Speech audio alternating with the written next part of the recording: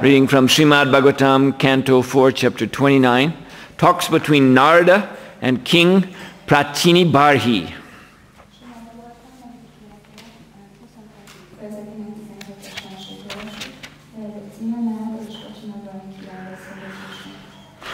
So today we are looking at text 12, which has no purport, so I will also read text 13.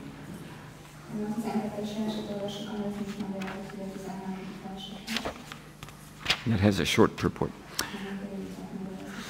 Apano vyavaharotra chitram amto bahudanam pitruhur dakshina karna utro devahu smritaha atadam mande Sri Gurundina Tadinam.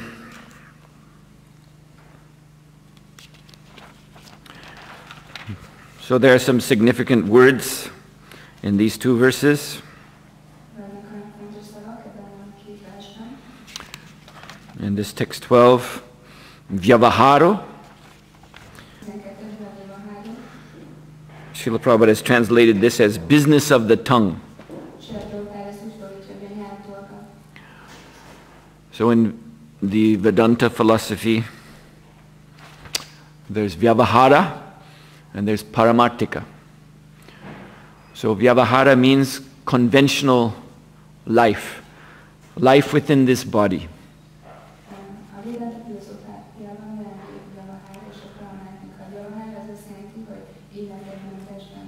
So this body is made of senses. And as you well know, because we recite the prayer every day, of all the senses, the most powerful is the tongue.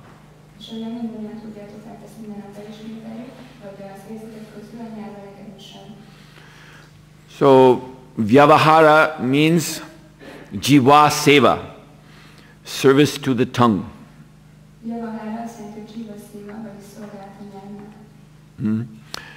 And this is how people live in this material world.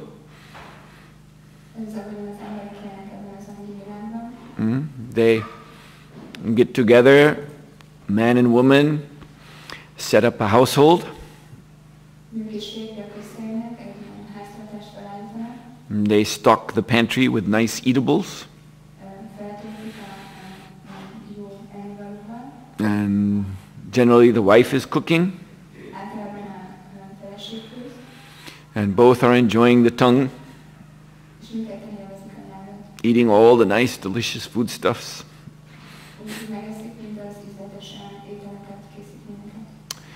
So, as you know, there's a straight line, Prabhupada said, tongue, belly, genital.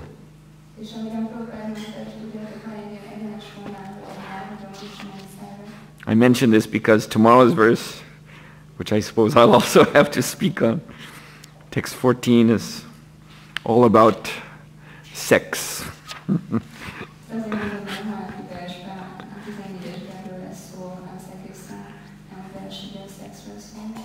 So that's coming. Stay tuned tomorrow.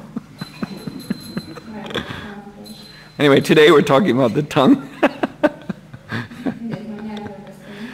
But that's the beginning of it. Enjoying the tongue. And then this giving strength to the body through the tongue gives strength, especially to the urge for sex.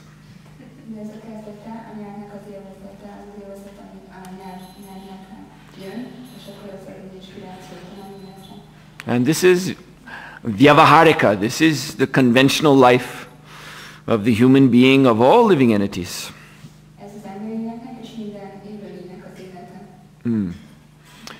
And this, of course, this represents the very strong conditioning of the living entity. This has been going on for everyone for countless births.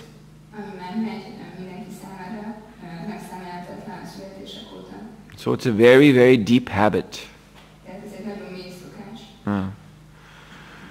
So by this surrender to material nature, we have become spiritually weak. Srila Prabhupada says the spirit soul is embarrassed by non-manifestation in this material life.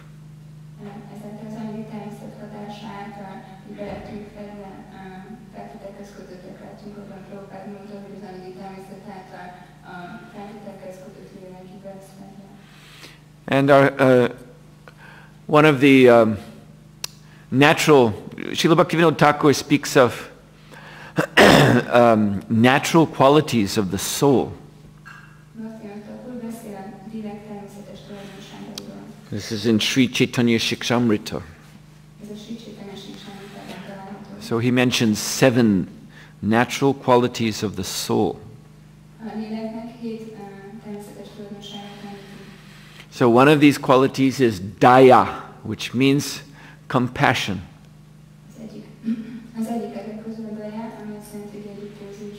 So this daya, in this vyavaharika existence, this daya is especially smothered.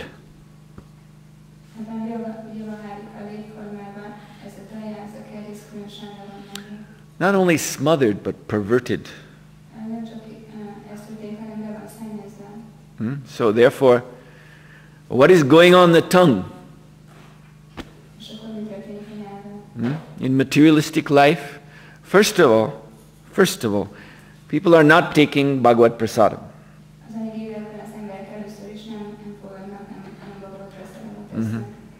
To prepare prasadam, to offer prasadam to Krishna, is a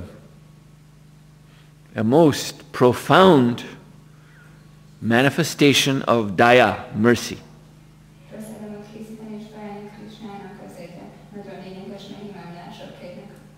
Prasadam is also called mercy. It's like Krishna says in the 4th chapter of Gita, Brahmarpanam, Brahmahavir, Brahmagnau, Brahmanahutam, Brahmaivatena Gantavyam, Brahma Karma Samadhina. So preparation of prasadam, that is Brahma Karma, that is a spiritual activity.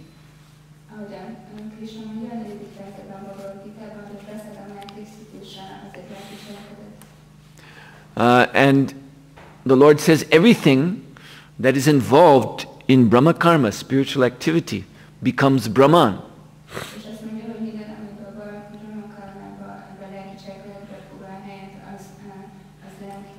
The one who prepares, who's doing the offering, the offering itself, the ingredients of the offering, and those who take the remnants of the offering. Everything is promoted to the Brahman, pure spiritual platform. So even if one is a vegetarian, living entities are giving up their lives for the sake of the sustenance of this body.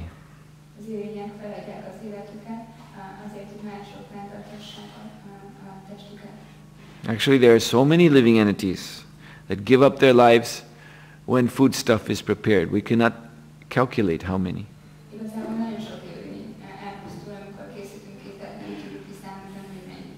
It's not just a question of, 3 potatoes and, some other, whatever subjis are there. But when you light the fire, so many living entities are consumed in the fire. There's so many living entities on the, in the pans and on the vegetables themselves that we don't see. And they all give up their lives during the cooking. Millions and millions and millions.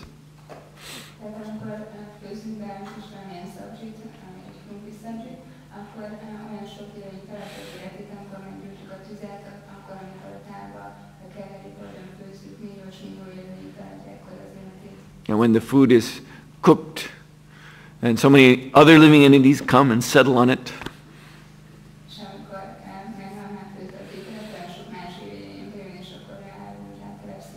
And after we offer it and take it ourselves, then those living entities go in our mouths and are chewed up and are swallowed.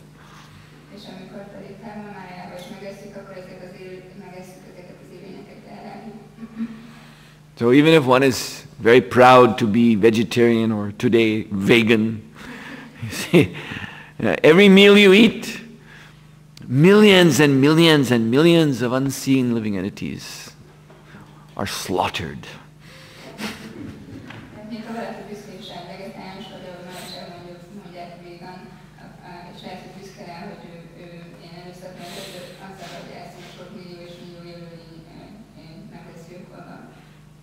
And for what? If the prasadam is not cooked for Krishna, if the foodstuff is not cooked for Krishna, then it's cooked only for our sense satisfaction, only for the maintenance of this body.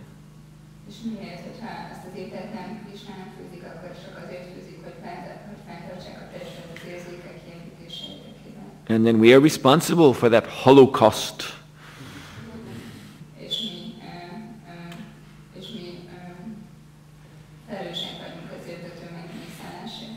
The karma comes on us.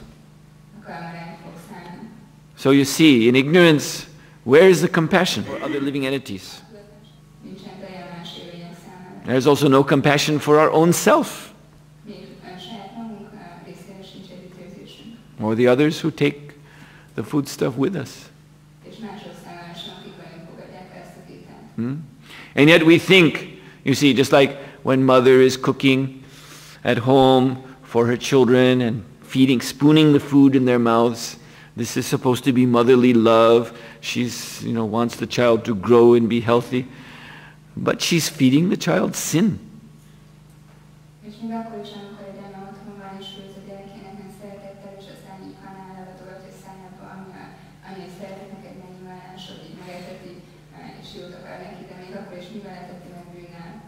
What does Prabhupada say about unoffered foodstuffs? Simply lumps of sin.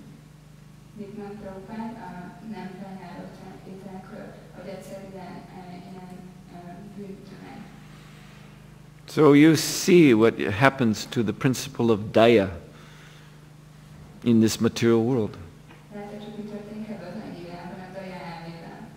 And then we have this self-pity. Oh, I'm so hungry, I have to eat.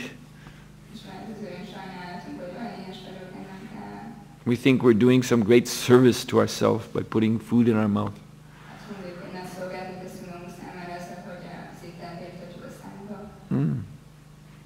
But actually we're just becoming more and more corrupted. So therefore this world is called a perverted reflection. Everything is perverted here.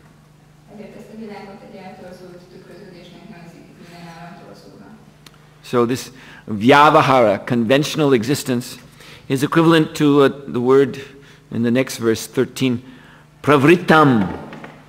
Pravrittam, pravitti marga. Pravitti marga means the path of sense gratification.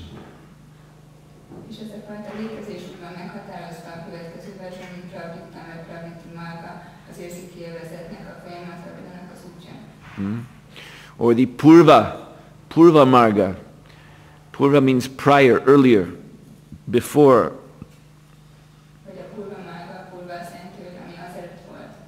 Before what? Before one receives spiritual knowledge.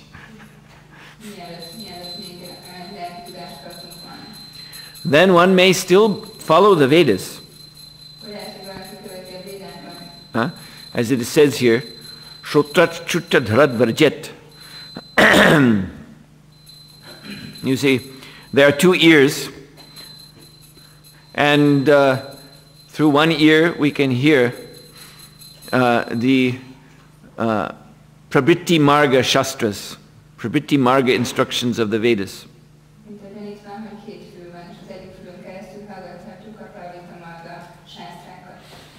So this is apara vidya. This is Vedic, but it is non-spiritual. So this Prabhritti Marga, it is like so many religions, they have the same purpose, Christianity or whatever religion you mention, to try to restrict the living entities and their sense gratification, to keep it in some bounds.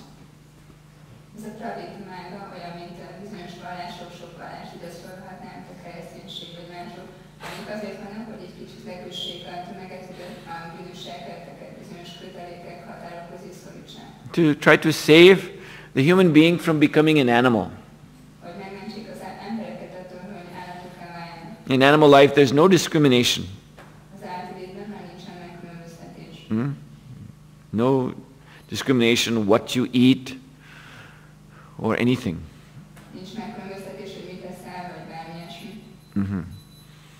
So this is very bad. This is the total degradation of the soul. So Pravriti Marg is for those who are not yet ready to give up sense gratification, but at least it can be limited.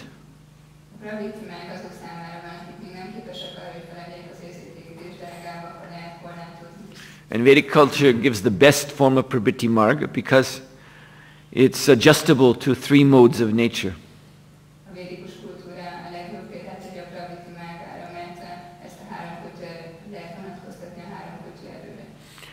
So, what Pravriti one is allowed, that depends on one's station, Brahmana, Kshatriya, Vaishya, Shudra. As one goes down, it gets bigger and, there's more and more allowance for Pravriti.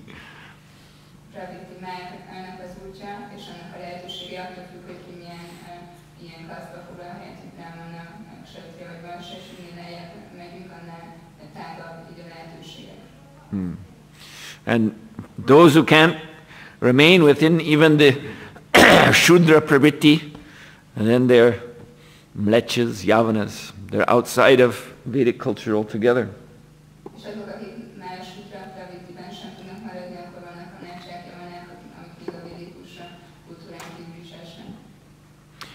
But again, this Pravriti Marga is just the way of the material world.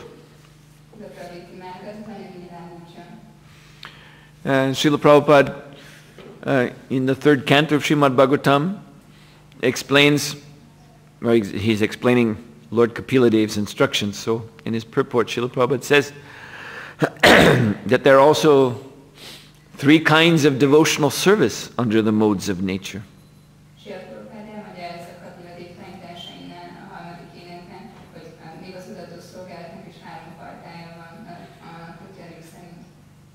With some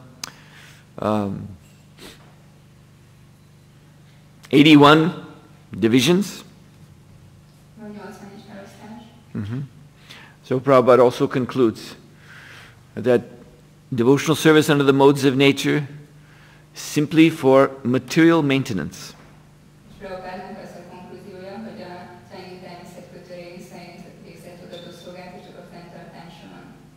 Therefore, what does Krishna tell Arjuna? Nistrai guna bhavarjuna. You have to come out of the modes of nature.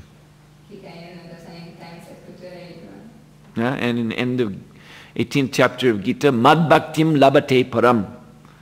You say, after one has come to Brahma Bhuta, and then actually real devotional service, pure devotional service, then it begins.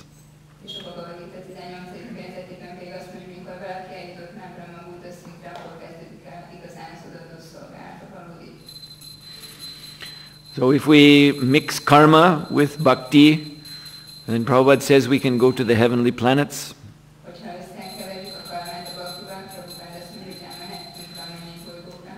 So that is pravriti. That is, within bhakti there can be pravriti marga or vyavaharika.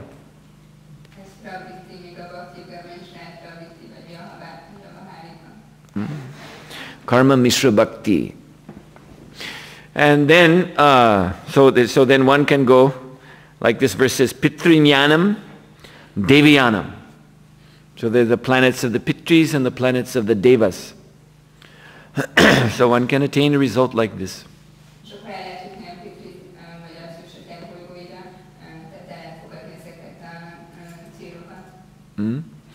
Then one maybe if one is fortunate, one becomes frustrated with his pravriti. And starts to think about nibriti. Nibriti means the path of renunciation. So this thinking about nibriti, this is the jnana marg. The jnani has not actually attained nibriti, but he's interested in it. But he's still within the mind. So the mind is subtle material energy. So the jnani, because he's within the mind, therefore there's still attachment to the sense objects.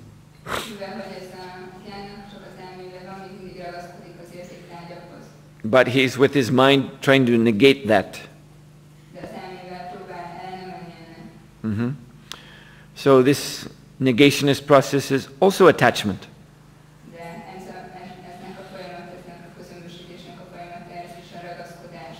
So by this process, mix that with bhakti, Prabhupada says one can attain impersonal liberation.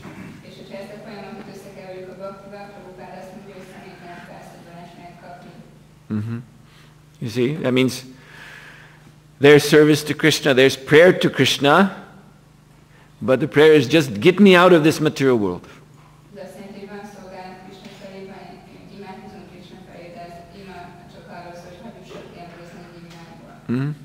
The mood of devotion is full of disgust for material engagement, material activity.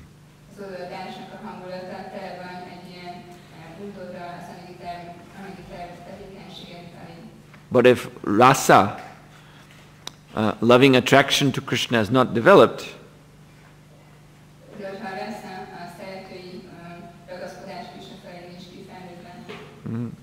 then one will just get liberation. Then the jnanis, thinking about pravriti, sometimes they take a path which they believe is pravriti, thinking about nibriti, sorry. The jnanis thinking about nibriti. Sometimes they take a path which they think is nibriti marga, but it's the yoga marga, which is also not really nibriti marga.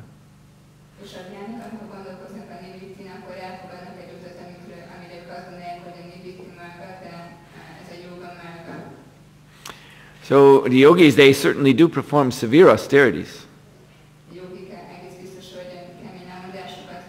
But it's not unmotivated.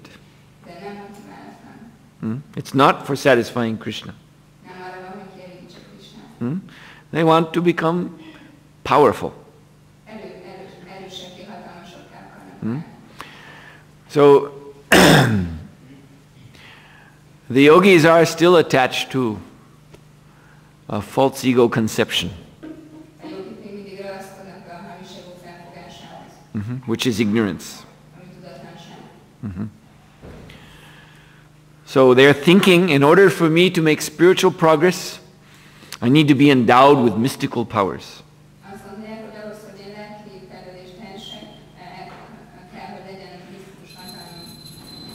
Hare Krishna. We see Lord Shiva, he's Yogi Raj, he's the master of the yogis, he's endowed with the Astasiddhis, 8 mystical potencies.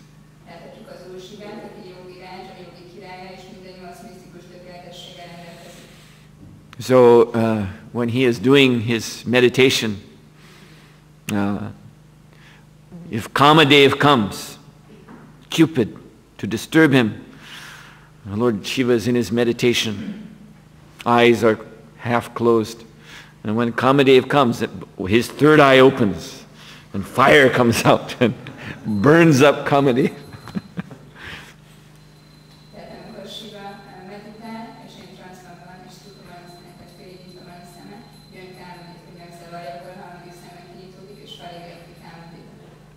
So sometimes, these jnanis, they're trying for nibriti, but they're agitated, so they think, oh, that would be great to have such kind of power. And when Kamadev comes, finish, no more disturbance.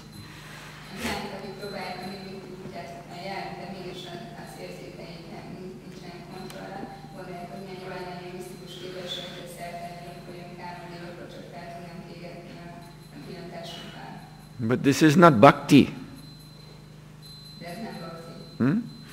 So when a disciple wrote to Srila Prabhupada that my devotional service is disturbed by lusty desires,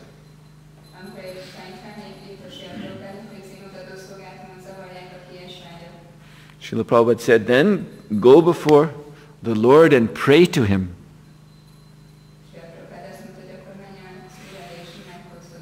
Krishna is the most expert in lusty affairs, Prabhupada said in this letter. So yes, the fact that this impression of lust in our consciousness, the original impressing force is Krishna's own pastimes.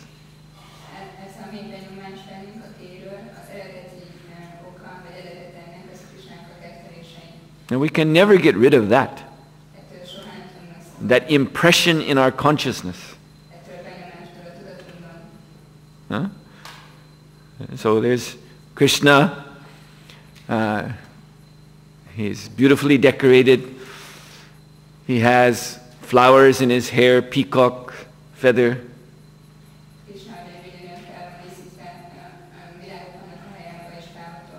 His cheeks are painted with flower petal designs.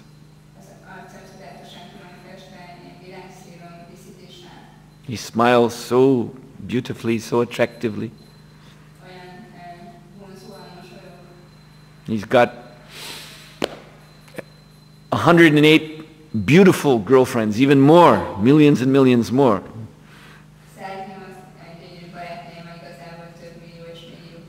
About 108 are his special circle of girls. So Sri Krishna is the ultimate hippie.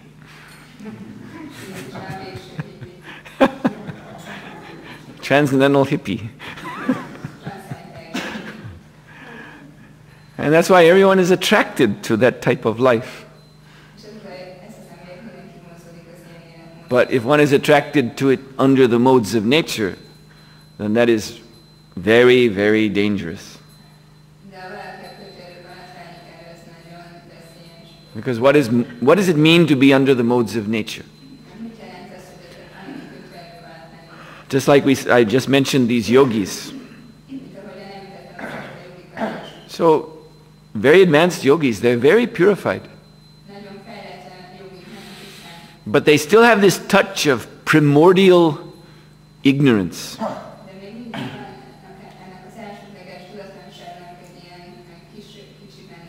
The primordial ignorance of selfishness. They can't surrender to Krishna. They have to do it themselves. You see, so this is the tendency under the modes of nature is to put oneself in the center.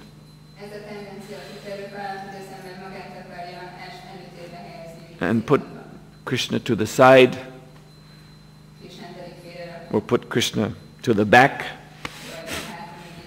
or put Krishna nowhere at all. Just forget Krishna completely.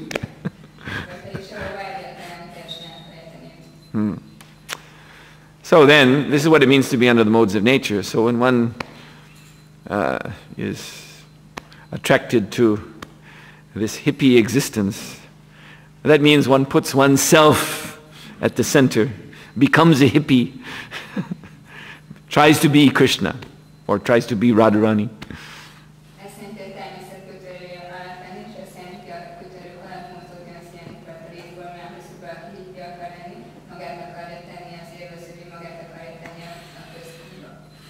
Very bad. Mm-hmm. And then there's the mundane religion which tries to tell this would-be Krishna, well, it's not good if you go beyond this line or that line. But Krishna, you see, for Krishna there's no line. Krishna is the supreme enjoyer. So we want to, either we serve Krishna or we try to be Krishna.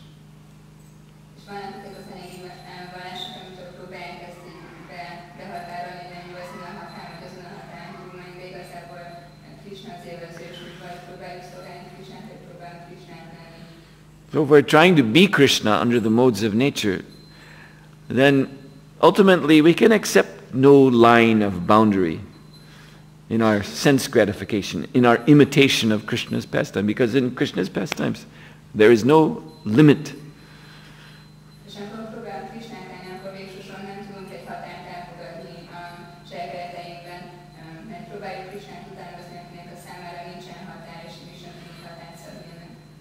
And we can never shake off that impression of Lord Krishna and his Nitya Lila. Because we are part and parcel of Krishna. So you see, this karma marg, jnana marg, yoga marg is all artificial.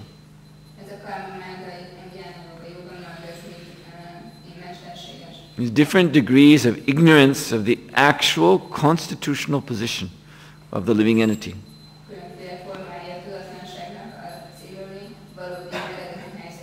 He's Nitya Krishna Das. He's an eternal servant of Krishna.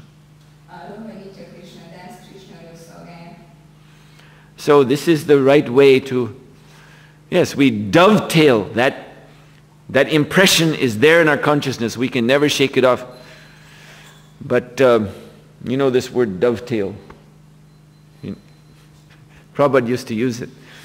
It's like in carpentry. You know, when you're the expert carpenters, when they, like in England, in America we call them carpenters, but in the British English they call them joiners, which is an interesting word, because they join the wood together. You know, they're so expert, they cut the wood and just join it like this, and it will lock together. You don't need to put glue or don't have to hammer any nail. A really expert carpenter or joiner, this is called dovetailing, because the doves, you know, this bird, the dove, has a tail like this. So it joins like that. So also impression means there's a, you know, impression in our consciousness, like a dove's tail or something. So we have to join that to Krishna's pastimes. And that's done how?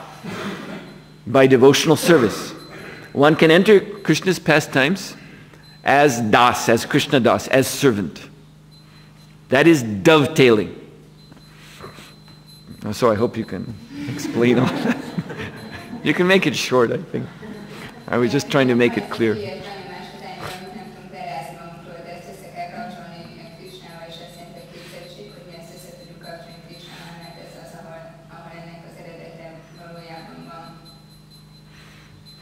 Good. So under the karma mentality, which is acceptance of this physical body as the self, then one is not dovetailing consciousness, one is just more or less imitating Krishna. But if one is following karma marga, some path given by scriptures, then you're trying to keep it within reasonable limits, that imitation.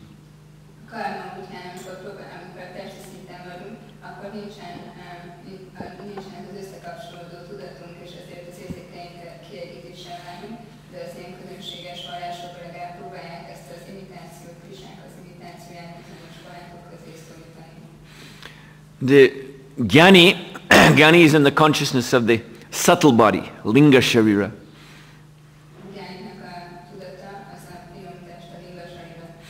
So he's trying to stop his involvement with the gross body by negation.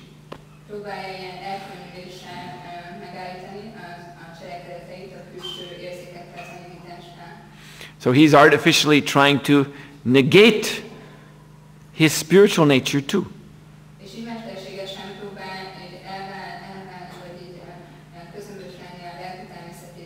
That's why they achieve Brahmajyoti, where there's no activity for the soul. And the yogi is trying to, I told you about this impression in our consciousness, this basic impression. He's trying to hammer that out, see, by force, by mystic power.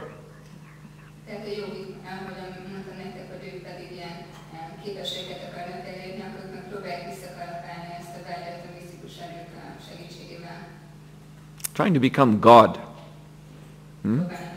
Independent. Independent of Maya, independent of Krishna. And that's why the yogis, their example, their deity is Lord Shiva, because Lord Shiva actually is independent. That's Shiva Tattva, special Tattva.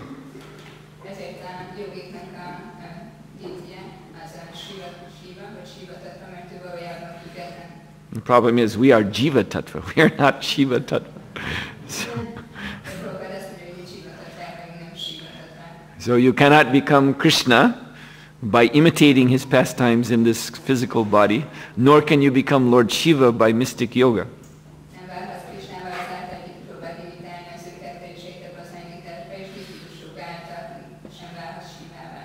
But what you can do is surrender to Krishna.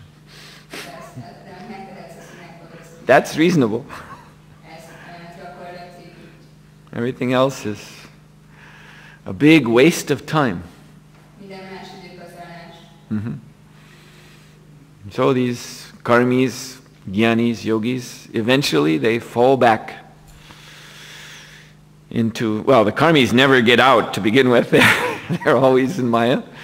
And the jnanis and yogis try to get out, but they all have to come back here if they do not surrender to Krishna, if they do not become Krishna Das.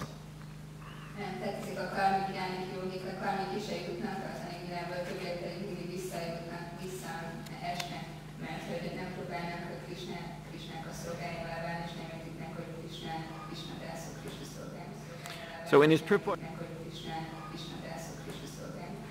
Srila Prabhupada speaks about hearing. And he says one can be promoted to the planets of demigods or the planets of Pitas or even to the Vaikuntha planets simply through the process of hearing.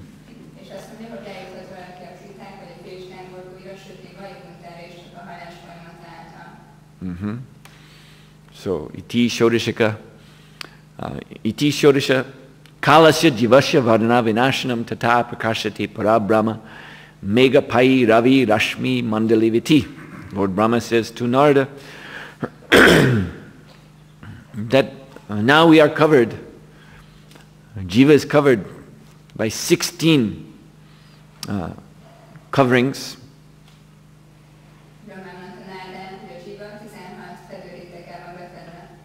And of these coverings, the mind is the center. The other 15, these are the active senses, 5 active senses. And 5 knowledge-acquiring senses. And 5 sense objects. But they all serve the mind. So, of these coverings, the mind is the center.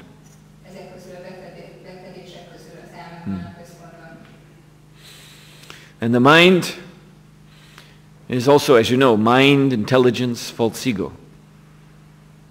So there's different layers within the mind too.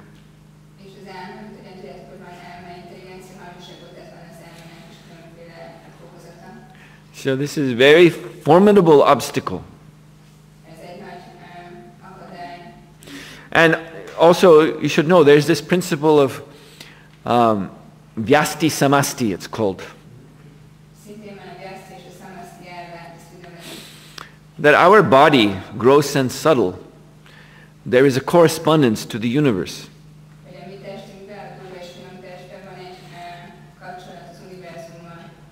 What we read in Srimad Bhagavatam about the Lord's universal form, that description is also true of this body, just in a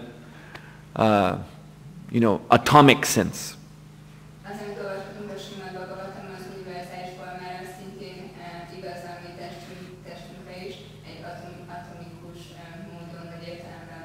Lord's, the universe is called the Lord's material body, so that is macrocosmic, and our body is microcosmic.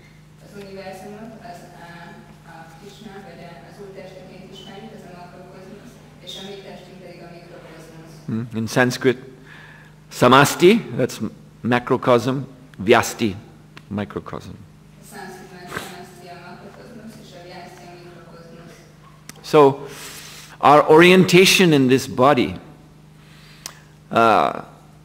just like if one is very much inclined to the physical senses, so then there's a corresponding position in this universe.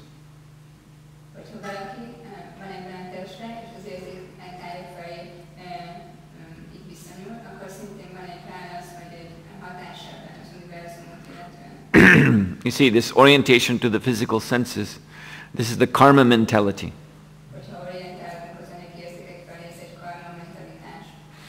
So, if one hears Vedic knowledge, but still is engaged in serving the senses, then one can achieve Pitriloka. The planet of the forefathers.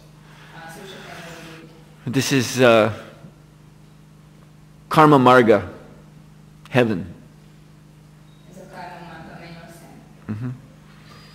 So Pitriloka is actually, sometimes it is said to be in the moon, sometimes it is said to be in Yamaloka, but there's a good part of Yamaloka.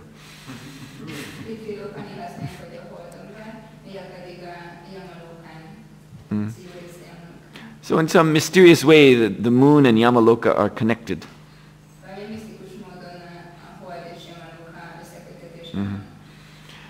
So then, as one becomes more involved in the mind, and is going from karma to jnana, then there are higher regions of the universe. Devaloka is mentioned.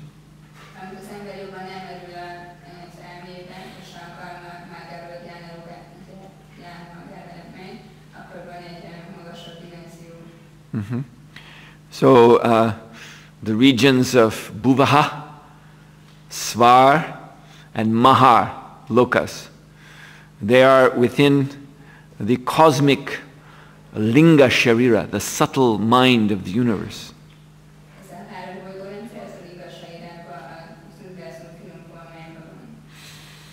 So these upper regions of the universe, they're subtle.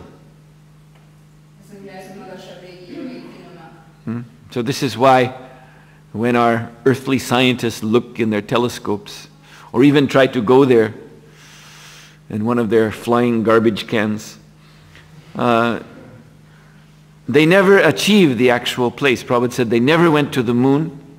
They never actually went to the real moon. All these higher regions are more subtle than here.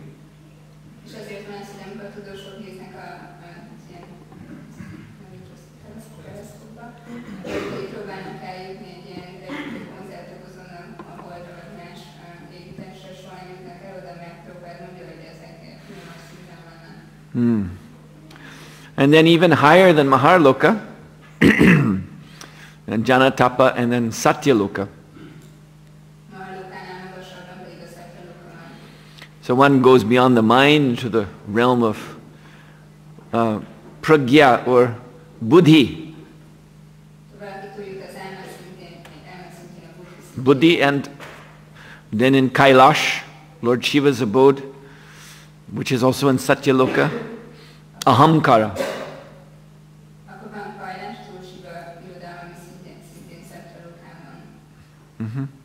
So this, there, then that is the realm of the Karana Deha, Brahmaloka, Shivaloka.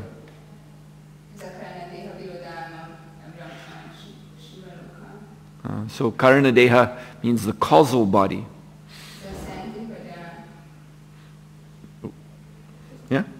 causal body, which is the root of the subtle body and the gross body. This is the realm we call the subconscious mind.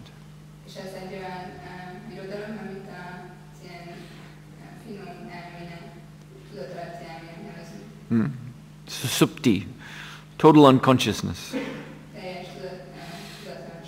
So when we sleep at night, we enter into, not only do we dream, that's linga sharira, mental body, but we enter into susupti, or unconsciousness. This is actually karana deha, which is the root of the mind, and also the root of the gross body too.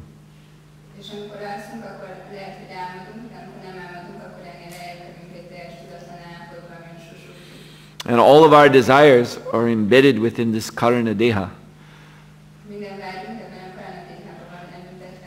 It's the garden in which all material desires are planted. And they grow up in the mind, and they bear fruit in the gross body. So all of this, you see, this represents the total universe. The universe is a gigantic, gross and subtle and causal body.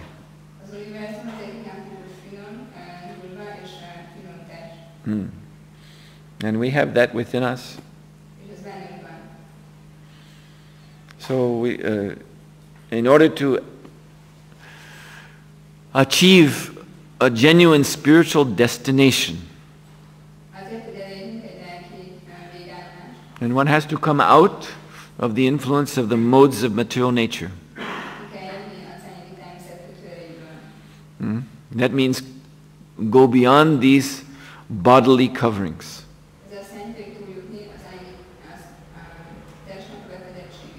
See, when one is in waking bodily consciousness, one is awake, one has full movement, this is manifestation of the mode of goodness.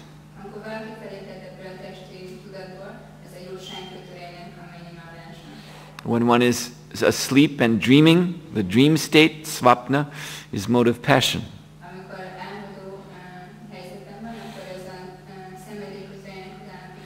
And deep sleep, this unconsciousness, mode of ignorance.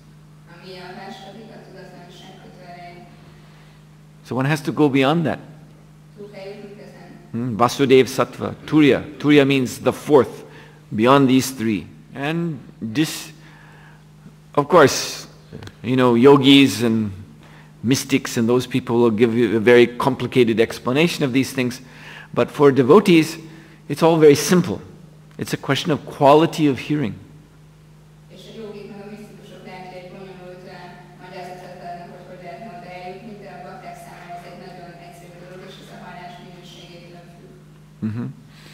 So, the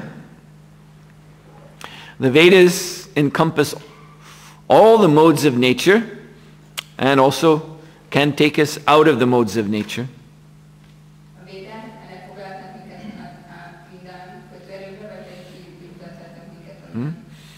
But what we attain by our hearing depends on our taste.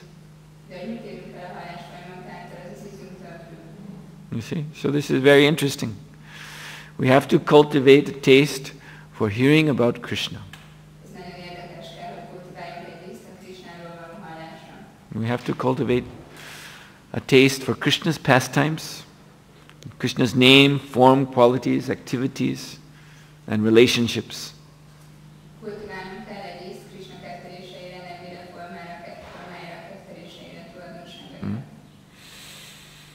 So all of that is condensed within the 16 syllables of the Hare Krishna Mahamantra.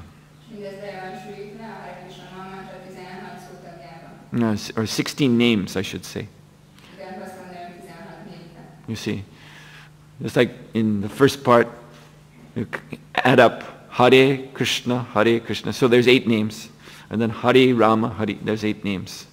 So 16 names.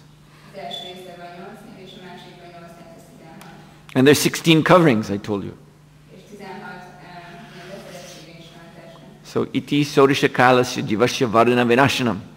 These 16 names destroy the 16 coverings. Then, when those coverings are gone, tata prakashati parabrahma, then one can see Param Brahman Sri Krishna directly.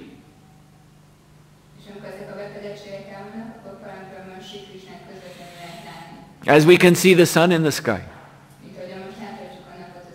You don't need any help to see the sun. Because there are no clouds, the sun is self-evident. If there's no clouds, then you don't need to have a flashlight or torch or something. There's the sun, just look.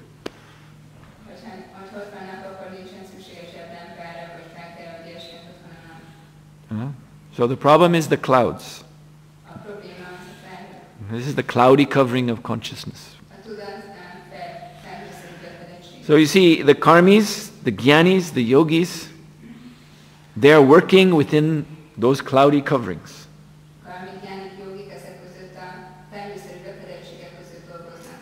They're all in Maya, in other words. They all think they have some great purpose within the coverings of the body and the mind. They're thinking they're going to achieve the ultimate nectar, the ultimate goal of life, by remaining within the coverings of this body, within this macrocosm, universe.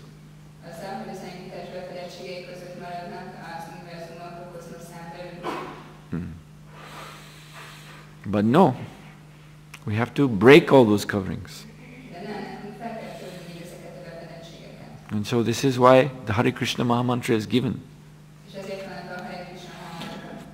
So therefore the chanting of Hare Krishna Mahamantra, this is the key to developing this higher taste, this higher quality of hearing.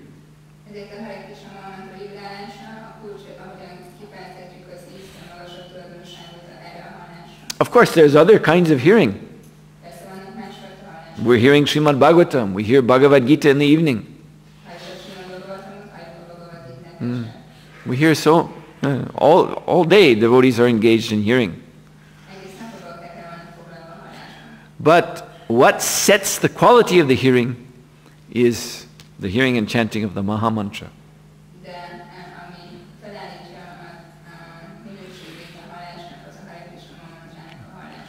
I mean, being realistic, we know that in any community, even in ISKCON, when you get a bunch of, big group of devotees together, so in some circles there'll be pure Krishna Katha, but in other circles there'll be Gramya Katha, there'll be gossip and nonsense talk and jokes and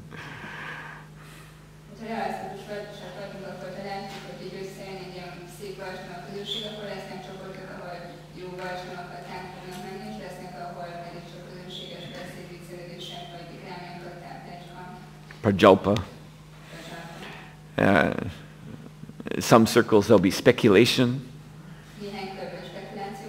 You see? So all these different kinds of hearing and chanting are available.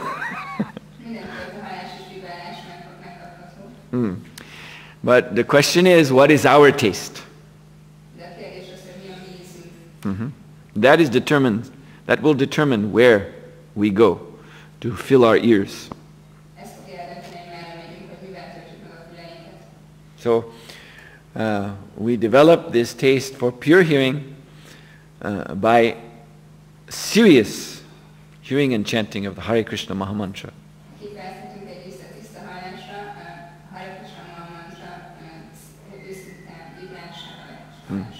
So this is a great advantage in this sampradaya coming from Sri Chaitanya Mahaprabhu. There are other bona fide Vedic sampradayas.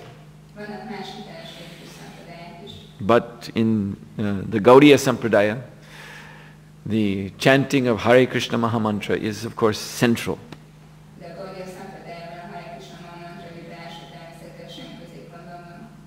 So if that is not there, then especially in Kali Yuga, there is every chance, even though one may be devoted to Krishna, but there is every chance of the taste of the subject matter not rising above the influence of the modes of nature.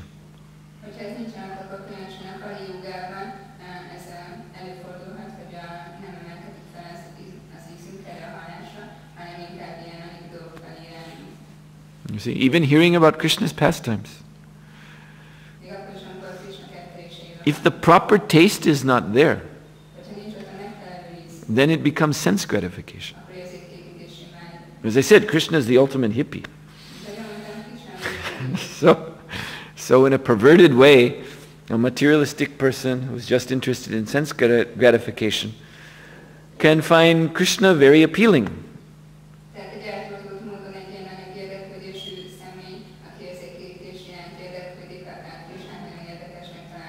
He'll like to hear about Krishna, especially the Ras Lila Katha. And this simply stimulates his own appetite for sense gratification. So again, that's very bad.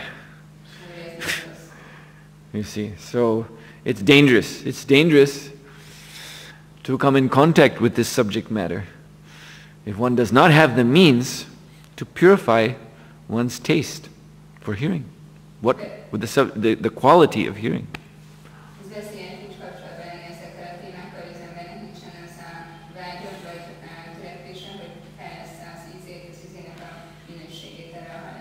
So this hearing is a great science. So it's very important to understand the coverings of this body vis-a-vis, in relationship to the coverings of this, the levels of the universe.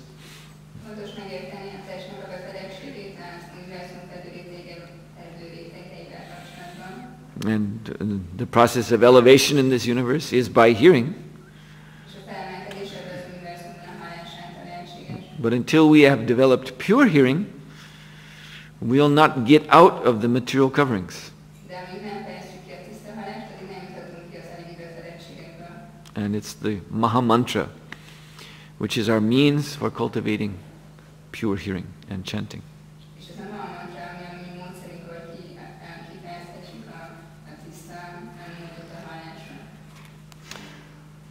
So I thank you very much.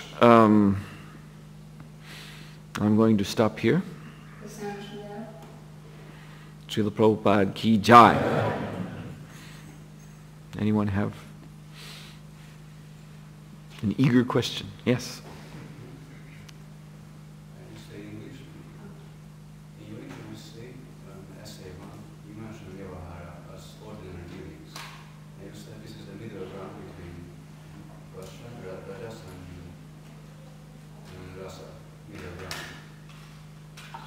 I don't remember saying that.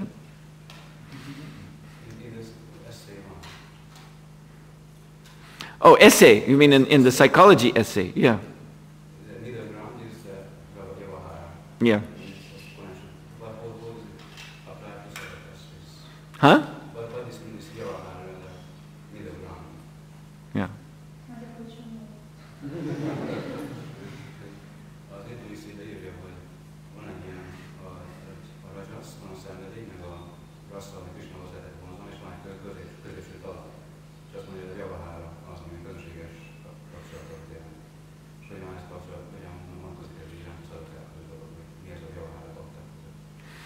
Yes, well, you see, for devotees, everything is special because everything is connected to Krishna. So we have this body, and this body has its material needs. We don't practice mystic yoga. We don't fast for 42 days. And we eat every day, 2-3 times a day. But because we offer everything to Krishna, and we honor prasadam as we take it, therefore it's not sense gratification. But there is still a vyavahara aspect to it. Vyavahara, as I said, means, basic meaning is conventional. So we're maintaining this body.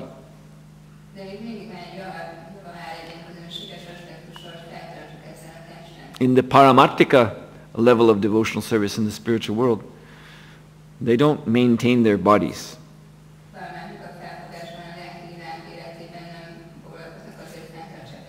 A siddha deha, spiritual body, doesn't need to be maintained.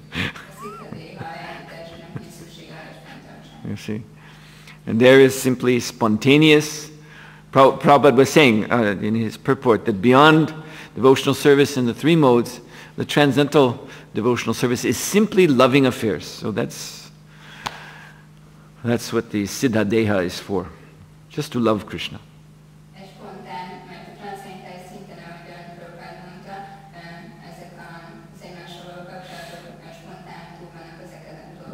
Yes, and it's totally spontaneous. Because we have this body, we have to be regulated. That's different from being spontaneous. You see, spontaneous means that one has become overwhelmed with ecstasy and faints, and so may lay unconscious for 2-3 days, a week, you see, and then gets up again to serve Krishna.